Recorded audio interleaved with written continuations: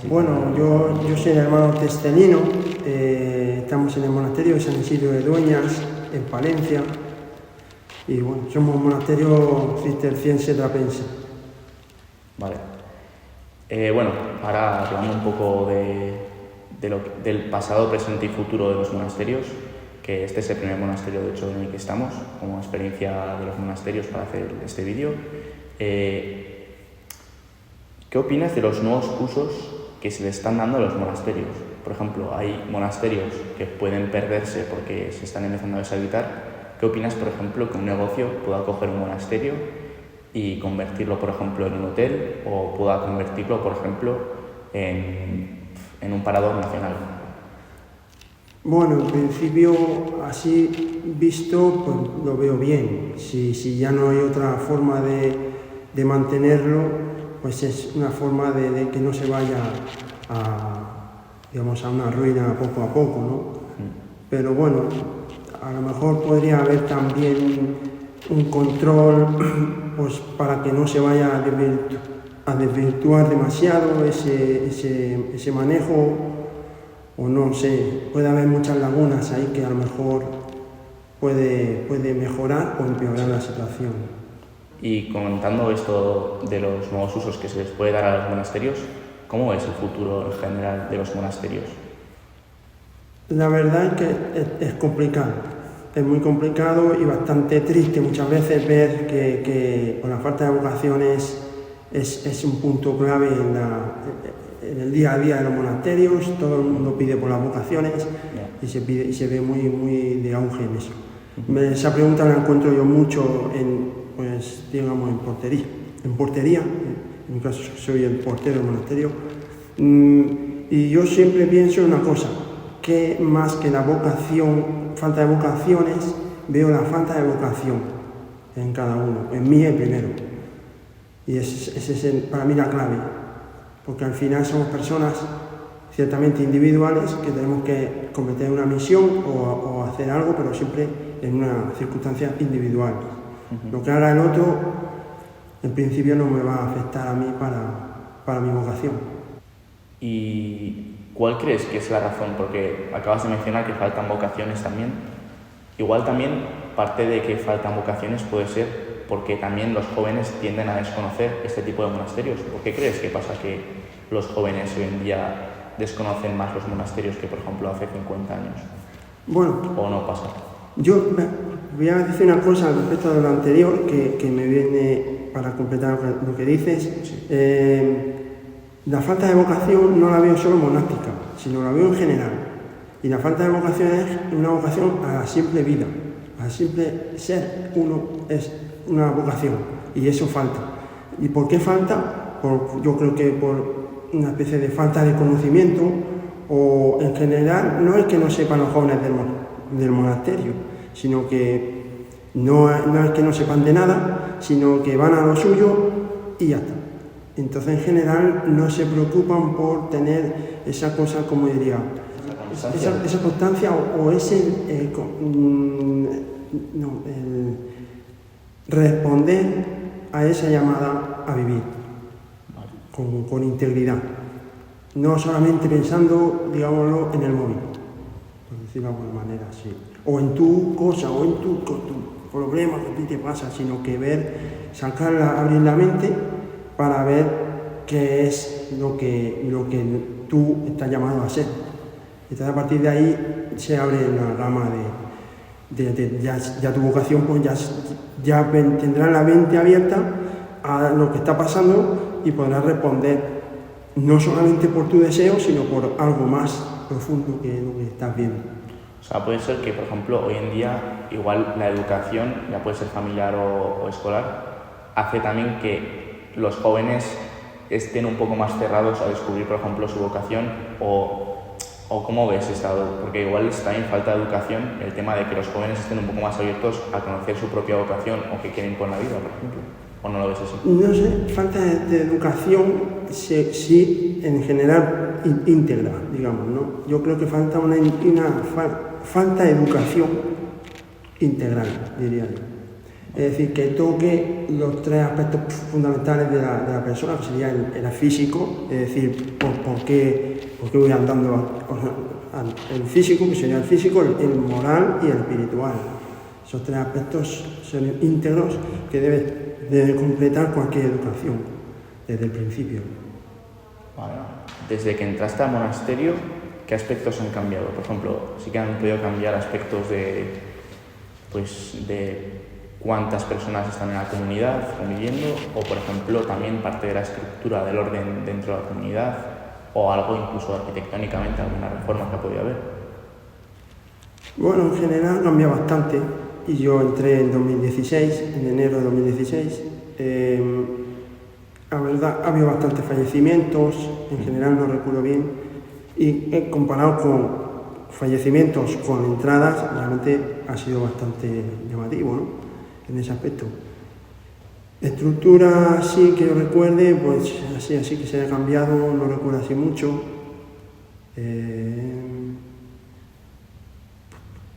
Así no recuerdo ahora mismo, así.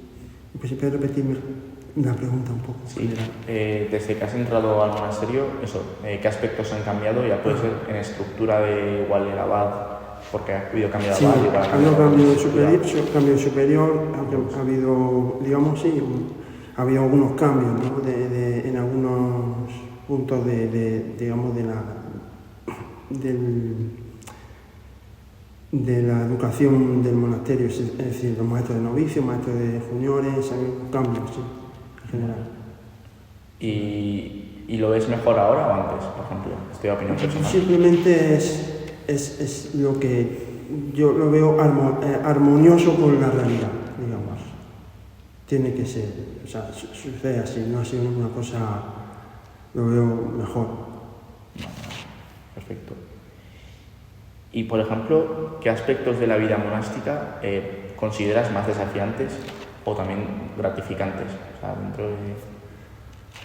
Bueno, la vida monástica tiene una cosa que es, digamos, terroríficamente monótona muchas veces, ¿no? Pero a la vez en el ámbito exterior, o digamos así, del día a día. Pero precisamente en lo espiritual es casi al contrario.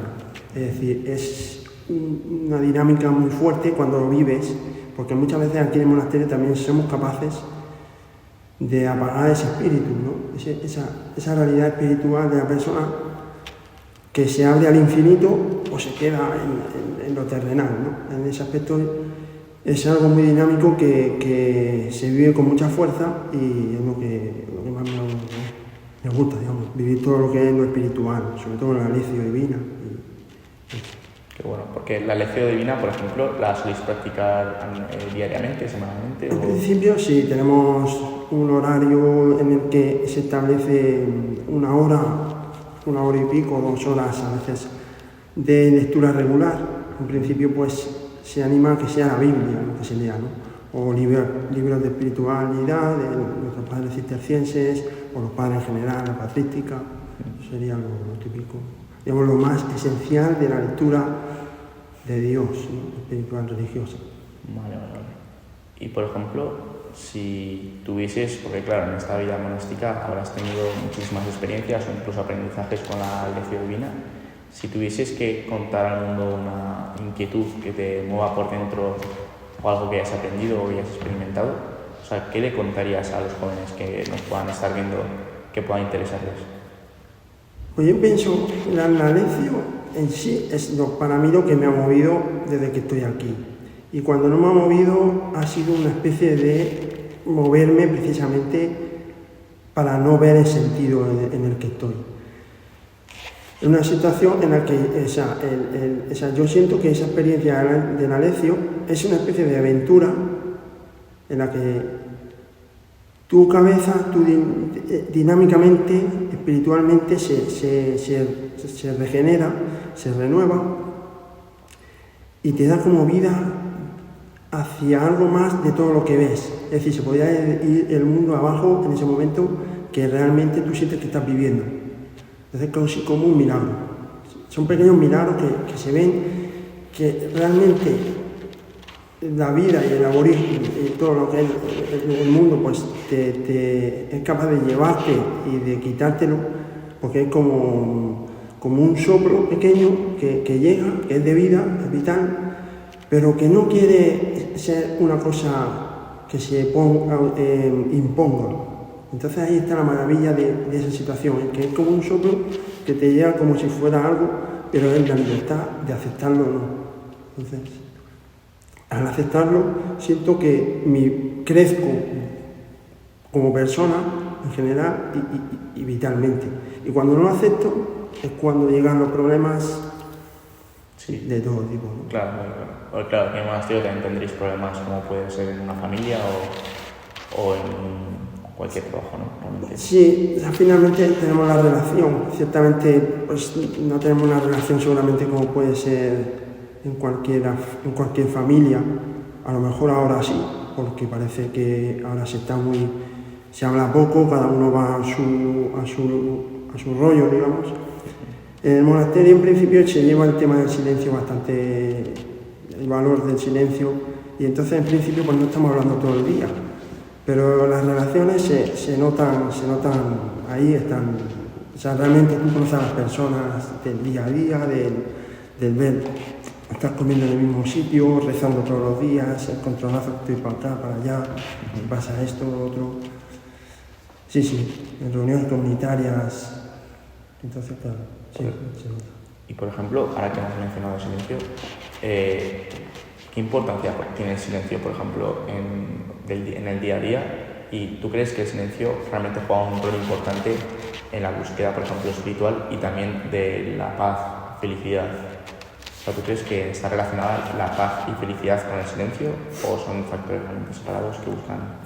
Sí, a ver, yo diferenciaría como dos tipos de silencio, que los dos se tienen que acoplar. El primero es el silencio de que mudo, que uno se calla y entonces está en silencio y no hay ruido. Es necesario. Pero luego está el otro silencio, que es el que va a ser, el que te va a llevar en el crecimiento espiritual, que es el silencio interior. Entonces, el primero es necesario para llegar al segundo. Pero una vez que uno llega al segundo y tiene una fuerza ya espiritual, bueno, una gracia que en verdad, una gracia porque es otro milagro que Dios te da de silenciarte y de llegar a la paz interior, entonces ya puedes estar en medio de una batalla que tú tienes ese silencio ahí. Ese silencio no tanto el silencio de que te está pidiendo ayuda o el que te está pidiendo una cosa o de estar en el trabajo haciendo algo, sino ese silencio de estar buscando lo que Dios te pide para responder en cada momento, en cada respiración, ¿no? Porque cada uno está con eso, con lo que decía de la vocación. Yo tengo una cosa así como en mi interior, que cada paso, que cada respiración es como una especie de respuesta a esa vocación. Se parece una tontería, pero no me tengo que ir a cosas súper espirituales, sino que me voy al día a día de ese paso, esa respiración, que sea agradable a Dios, que sea algo que Dios, lo digo porque es Dios el que yo considero que me ha creado y al cual le debo la vocación, sea monástica o donde sea, ¿no? Entonces en cada momento responder a Dios con un aliento, con cualquier cosa que sea. Sí. No, está bien. O sea, realmente has mencionado que eso, como Dios nos ha creado, tienes como la vocación de decir, mira, pues te dedico la vocación y al final es la entrega, ¿no? La entrega que, o sea, al final la vida monástica tú lo ves como una entrega, por ejemplo. Una entrega, más que entrega, es entregar lo que no es mío, que yo me estoy apoderando de una manera muchas veces, pues, que hay otra cosa que está muy de moda, el narcisismo, de manera narcisista, yo me la apropio medio para mí y además bien pincelado con cosas bonitas, ¿no? Pues lo necesito porque es algo que me viene para mi bien, para no sé qué.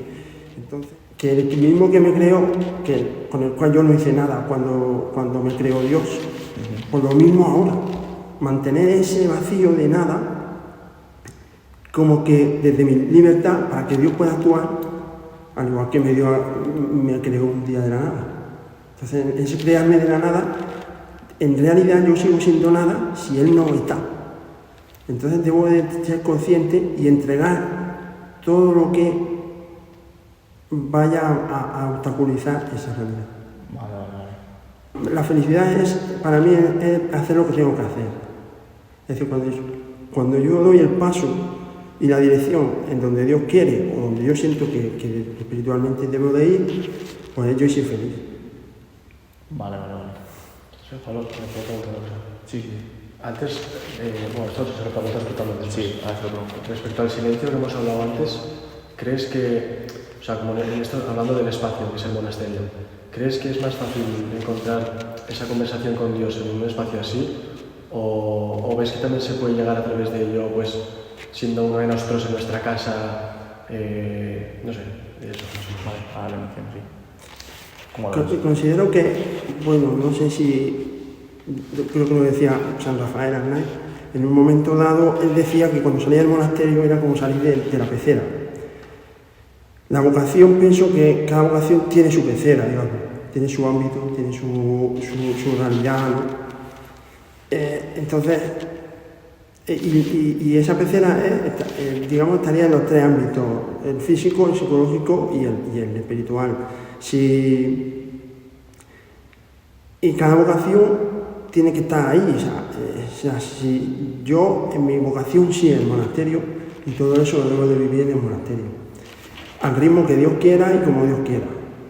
Y muchas veces es fácil agarrar, si te da mucha intuición, pues dejarte caer ahí en esa intuición y dejar de hacer otras cosas que a lo mejor son menos intuitivas o son más de andar por casa. Pues mira, voy a dejar de limpiar mi habitación porque me encanta leer la Biblia. Pues ya entonces eso te está saliendo de la armonía, ¿no? Yo, dentro del sitio, cada uno en su vocación. Y Dios sabe lo que a cada uno le tiene que dar los recursos para poder seguir viviendo. Y luego, dentro del sitio, ponerse como en armonía con ese sitio. Porque si yo me pongo en armonía, si yo cojo y estoy en el monasterio, pero de pronto digo, bueno, pues ahora me voy a poner todo el día a hablar por WhatsApp o por lo que sea, o yo qué sé, con gente de fuera, y entonces ya, bueno, sí que estoy en el monasterio, pero es todo muy superficial, o sea, no lo estoy haciendo, digamos, no estoy llevando, no voy a llegar muy lejos, seguramente, y me ahogaré antes, en mi caso. Seguramente otros se ahogan en el monasterio, porque yo he visto casos, en portería te das cuenta que gente que viene a la hospedería, de que viene de pronto y dice, vengo para una semana, y de pronto viene y al día siguiente se va, porque dice, ¿qué me siento? Y es normal, se siente como si ansiedad o algo, porque no es su sitio, o por lo que sea, ha venido con otra idea, y entonces... Sí que puede ser un entorno donde nunca ha estado y se siente como alguien, como un pulpo en un garaje, ¿no? Igual Claro. que dice, joder, pues esto es nuevo para mí, una novedad, ¿no? Una novedad y el no saber adaptarse. Yo entiendo que también por la educación de cada uno se pueden adaptar más a unas situaciones y otros no. Entonces, desde fuera uno pasa y dice, mira, un monasterio, o vamos a ver si eso es la paz y tal, que te dicen. Algunos te sorprenden, porque venían y tú decías, pues este va a llegar y no va a durar nada, seguramente. Y de pronto encuentran su paz y te dicen, mira que cuánta paz y tal. Y otros se ven fuertes y se ven así, pero de pronto dicen, ¿sabes qué pasa? Que siento que siento ansiedad, no puedo estar aquí, yo qué sé, el ambiente, no sé. Tanto silencio a veces, si no estás preparado, pues también puede perjudicarte, bueno, entre comillas, perjudicarte. Sí, al final no deja de ser una experiencia muy intensa, ¿no? En ese sentido de silencio y de búsqueda espiritual igual. Sobre todo si vienes de fuera y no estás acostumbrado, sí. Sí, porque tú estás acostumbrado, es como, estás acostumbrado al aborigen del día a día, de internet, de no sé qué, de las noticias.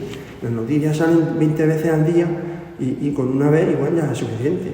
Y no todas, porque algunas son o no son verdad o las cuentan así. Entonces, te metes en un lío de noticias y de opiniones y de cosas que al final tú no te puedes parar a pensar, no te da tiempo y por lo tanto pues vives como en una especie de automático. También se puede hacer eso en el monasterio. Cuando te acostumbras al monasterio puedes hacer eso en el monasterio, pero cuando haces el cambio de estar fuera o a un sitio en principio cambio tan grande, como no tiene otros recursos en el monasterio, los monjes sí, lo tenemos. En un momento dado ya sabemos dónde está esto, lo otro, tenemos nuestra... Pero el que llega al monasterio llega a la hospedería, en la hospedería hay una sala aquí, hay no sé qué aquí, y tú puedes dar un paseo o quedarte en tu habitación. En realidad no estás en tu casa y no estás con todo el bombardeo que tenías. Entonces ahí es donde te preparas y el silencio llega, quiera o no. Es como... Entonces eso puede ser como una especie de esposas que te ponen en ese momento o la cárcel. Claro, claro. Por ejemplo, ya, o sea, al final no deja de ser una experiencia muy intensa y también si no estás preparado mentalmente, sobre todo espiritualmente, puede llegar a impactar al principio, pero bueno, también depende de dónde vengas y el contraste que haya. Por ejemplo, hablando de experiencias, ¿podrías decirme alguna experiencia de algún prior o abad o incluso compañero tuyo o incluso tuya que haya sido realmente llamativa o vital, o incluso por ejemplo San Rafael Arnaiz también de aquí ha podido tener experiencias? ¿Podrías contarme alguna experiencia a nivel monástico que haya sido sorprendente o que haya sido única? La experiencia de haber conocido, yo no entré por San Rafael, otras personas sí. Yo entré y un día leí la obra completa de San Rafael, en un tiempo largo. Y me sorprendió mucho, me chocó mucho esa figura, porque el sufrimiento que tuvo fue muy grande. O sea, parecía casi como una tortura, plena guerra civil, una enfermedad que no tenía, digamos, sobre todo cura y que no se sabía qué hacer con ello. O sea, realmente fue una especie de tortura y encima de todo venirte al monasterio. Y entonces esa figura sí que realmente es impactante. Ya de por sí, la vida de San Rafael, siempre he dicho que más bien me da un poco de miedo, porque él, si tú lo miras y tú lo conoces y lees un poco sobre él, no es una cosa, se responde a una llamada con todo su... La enfermedad es una oportunidad para responder a la llamada de Dios, amar, sentir su amor. Entonces eso choca mucho. Y en general todas las cosas que en el monasterio he visto, mi maestro de novicios, sobre todo la lección divina, es lo que me ha impactado mucho con su lección. La lección divina es otra cosa que San Rafael.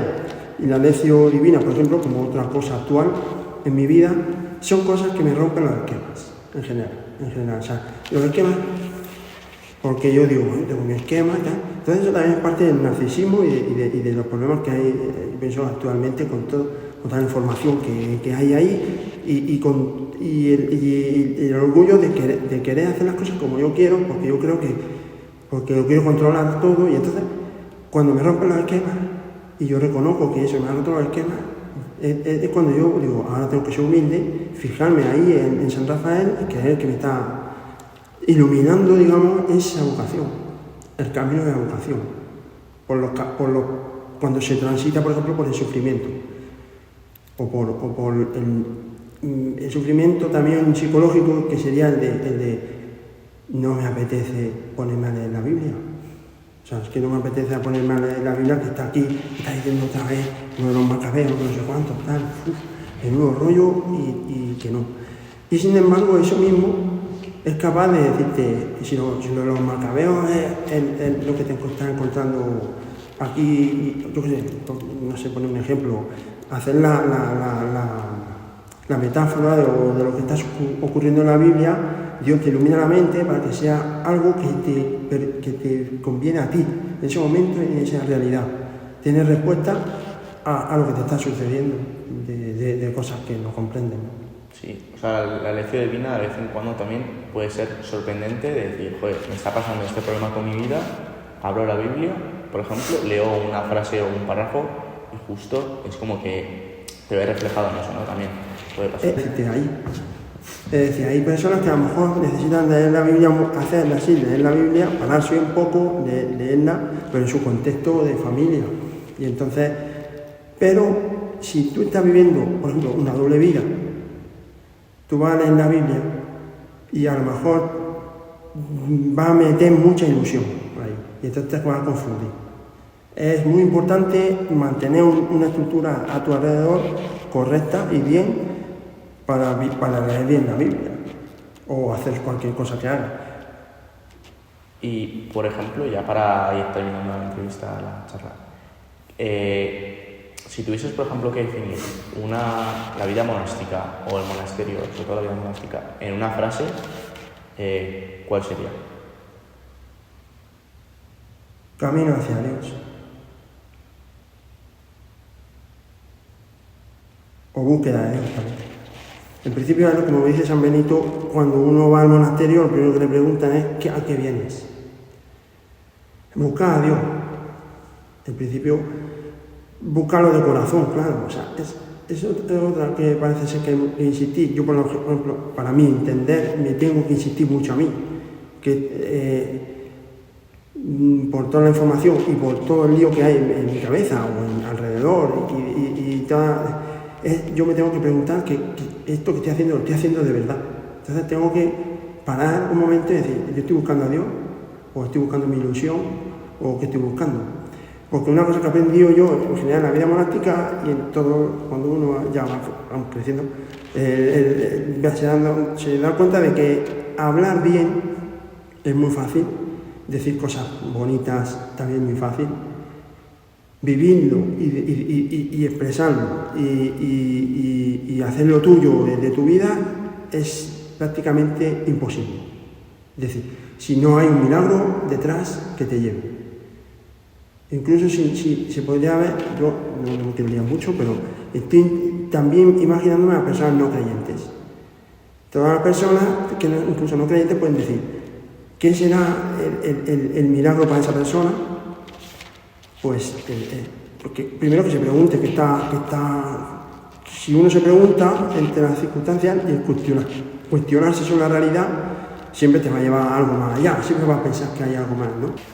Por ejemplo, ahora de cara a los jóvenes, ¿tú crees que los jóvenes están también buscando a Dios? O, por ejemplo, ¿cómo te diste cuenta de que tu vocación, por ejemplo, era buscar a Dios? ¿Cómo ves en general la búsqueda de Dios, tanto a nivel personal como ahora hoy en día los jóvenes? Personalmente pienso que en general, por lo que decía antes, el aborígene que te envuelve, en general no se piensa mucho, no se piensa en algo espiritual en general, ¿no? Porque tienes que pensar en tu problema que tienes ahí, en la WhatsApp que te están mandando, o sea, no puedes pensar en otras cosas, es lo que yo veo, ¿no? Entonces, en general también veo que pararte a buscar, la experiencia que tuve fue, digamos, la considero como un milagro en el aspecto de que, por decirlo muy rápido, yo no tenía ni en mente pasar por un monasterio, ni en la mente, sacerdote podía ser posible, pero no era ese monasterio ni se me ocurrió, hasta que tuve una pequeña experiencia en la que sentí que Dios me puso en mi corazón que tenía que hacer su voluntad hasta la muerte. Es decir, y hasta la muerte, ¿qué quiere decir? O sea, lo que sea. Entonces, a partir de ahí, uno está iluminado, o más iluminado para ver que estaba poniendo muchos obstáculos. Yo consideraba que mi búsqueda de Dios se encontraba autoorganizada. O sea, iba a la iglesia, pertenecía al camino neocatecumenal y pues, siempre iba a la iglesia, pero nunca se me había ocurrido abrir la mente profundamente a algo más allá. De manera que yo dejara todo así, es decir, como dejar todos mis problemas, toda mi situación, en un momento dado y decir, Señor, aquí estoy. Y entonces de pronto sentí que Dios me dice, mi voluntad es esta. Entonces yo sentí que ya estoy abierto. En ese momento yo lloré un montón. En aquella experiencia. Lloré un montón porque yo sentía que de pronto toda mi dureza de corazón y mi orgullo de querer hacer las cosas como yo quiero y de querer una forma de vida concreta, pues se rompía para ir más allá. Y ya yo decía, mira, no es que ya dijera me voy a meter a monje, sino que yo de pronto dije, ahora me voy a meter a monje, o me caso, o lo que tenga que hacer. Y entonces empiezo a buscar a personas que me ayuden, el catequista, el sacerdote con el que me confieso, y ya me van viendo qué es lo que... Entonces ya te vas apoyando en personas, porque por la búsqueda se trata de buscar, pero no una especie de ilusión tuya, sino de, primero, buscar de verdad, que es abrirte de corazón, y segundo, una vez que te abres de verdad, Dios sabe darte la gracia y los recursos para que sepas a quién debes preguntar. Y con la intención, no es decir, bueno, pues mucha gente pasa por la portería, oye, no sé, le puedes decir qué es la felicidad, o qué es, no sé, la felicidad, la gente está esperando la respuesta, que sea lo que él quiere escuchar. Entonces la búsqueda no puede ser buscar lo que tú quieres encontrar en tu ilusión, porque muchas veces es la ilusión, sino abrirte a algo que es un misterio que tú no sabes y que tú humildemente tienes que decir, yo es que no tengo ni idea. Entonces, ante esto, yo no sé nada, o sea, me bajo aquí, me tiro aquí al suelo y que lo que Dios quiera. Y además lo tienes que hacer tan verdaderamente que tienes que pararte y decir, porque va a ser una brisa, que va a llegar y entonces lo vas a sentir. Ahora sentido. Esa brisa es la que te mueve y te impulsa con el corazón y te motiva para levantarte y decir, bueno, esto es un milagro porque en mi vida se me había ocurrido a mí meterme a un monasterio, nunca en la vida, desde el momento en el que pasé esa experiencia hasta justamente después, yo ya sentí que yo ya podía hacer lo que fuera. Pues oye, un placer, ¿eh? Nada. Muchas gracias. Nada.